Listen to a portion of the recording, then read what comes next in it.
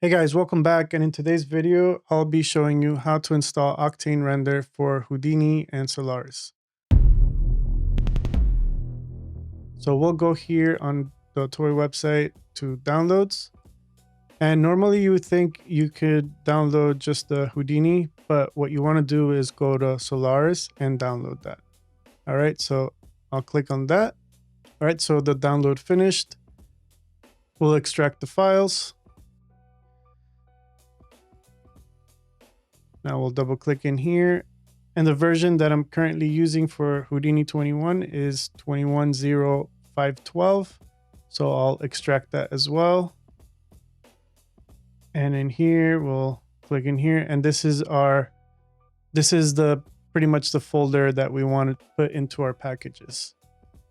All right, so we'll go back and we're going to name this folder something simple, just like Octane 2026. And then I'm going to copy that and go to my packages folder and paste that in. And we'll dive inside real quick. Double click on this bat file.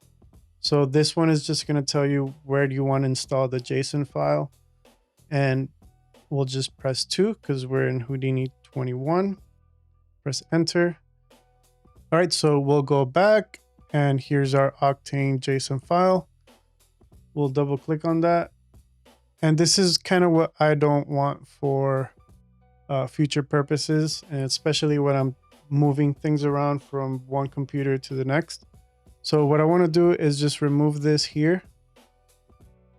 And instead, I'm going to type in $Houdini _ package _ path.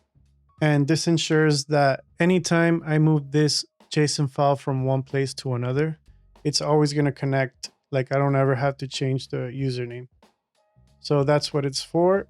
And that's what I'm using now. So we'll save that and we'll close it out and we'll open up Houdini. And if we go to stage, we're already here on stage, and go to perspective. Now we could see we have Octane.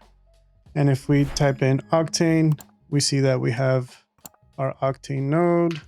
If we go into our materials and type and look for Octane, we have the Octane material builder and a couple other tools there. And if we go to the object context, you can see you have Octane and all the tools there. And then if you go to the shelf, you'll have the different shelf tools as well. And if you're wondering how to install Redshift, that video is coming up right now.